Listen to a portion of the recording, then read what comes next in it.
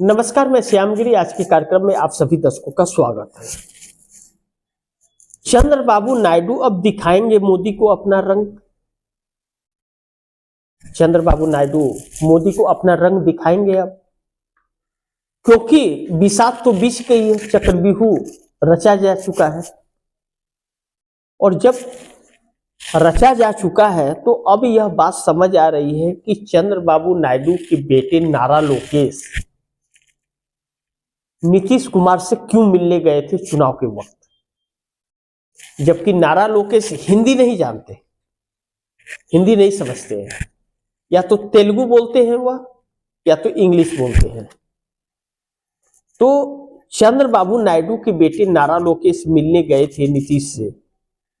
अब नीतीश जिस तरह झुकने को तैयार नहीं है, उससे यह पता चल रहा है कि चंद्रबाबू नायडू का संदेश बड़ी साफ था,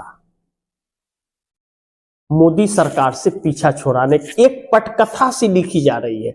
यानी कि चंद्रबाबू नायडू अपना रंग आखिरी वक्त में दिखाएंगे। जैसे नीतीश कुमार, एकनाथ शिंदे ने अपना रंग दिखा दिया, तो एक झटके में चंद्रबाबू नायडू चारों खाने चित कर देंगे मोदी सरकार को, क्योंकि नायडू तो रंग दिखाएंगे। नायडू की पार्टी को भी तोड़ने के एक बार प्रयास भाजपा ने किया था और जेल में भी डाला था, हिसाब तो बराबर करना ही है।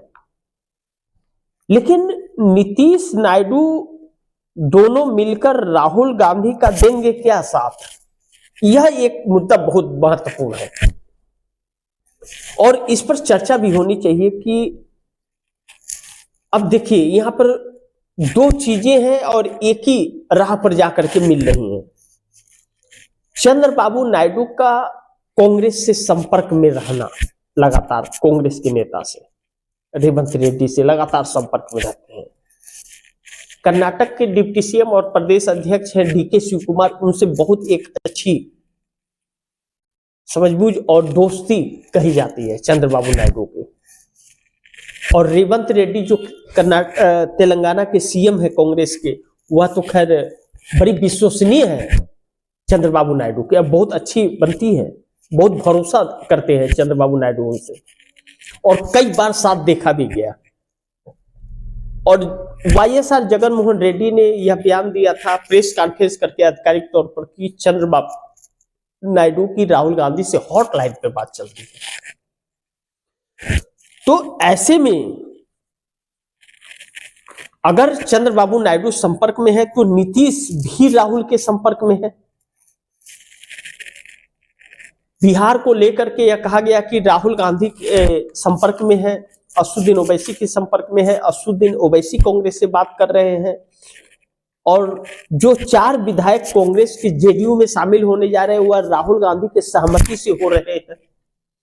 वह नीतीश कुमार को सिंगल लार्जेस्ट पार्टी और भाजपा से कमान छीनने के लिए अपनी पार्टी से उनकी पार्टी में भेजा जा रहा है विधायकों को।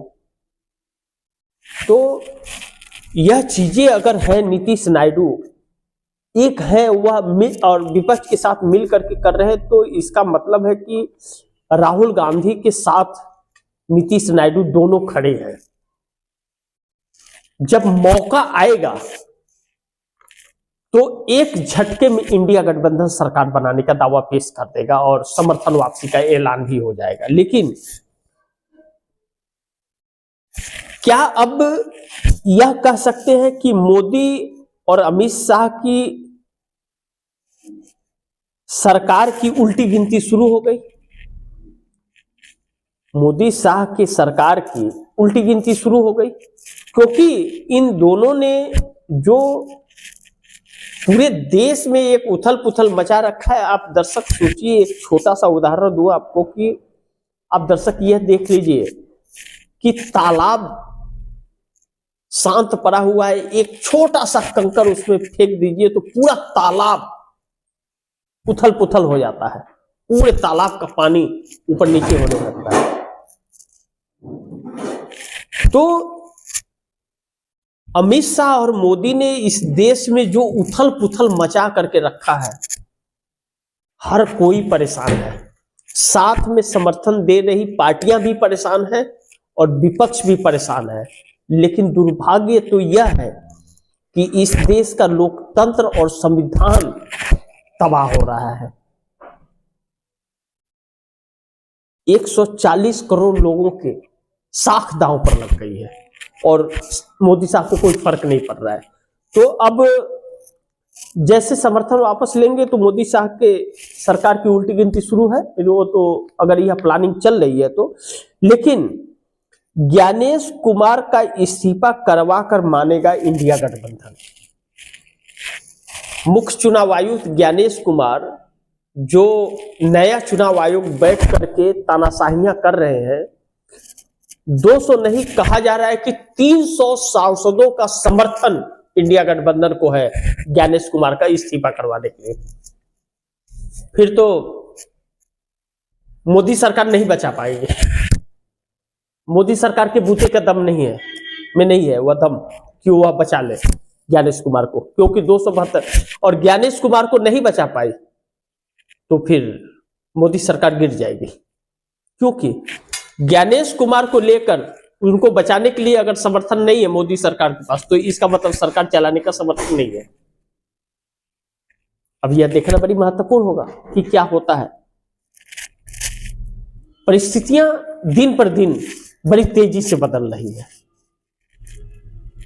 अब देखना होगा कि इंडिया गठबंधन कितनी मजबूती से लड़ाई लड़ रहा है ऐसे वक्त में जब शीतकालीन सत्र शुरू हो गया है और छोटा सत्र है। बाकी आप दर्शकों की क्या राय है, क्या सुझाव है, कमेंट बॉक्स में जरूर दीजिएगा। लेकिन इस खबर को ज्यादा से ज्यादा शेयर कीजिए, अपने दोस्तों को भी कहिए आगे शेयर करें। आपने अगर चैनल को सब्सक्राइब नहीं किया सब्सक्राइब कर लीजिए, अपने दोस्तों को भी कहिएगा चैनल को सब्सक्राइब करें। मिलते हैं अगली खबर के साथ, तब तक के लिए नमस्कार।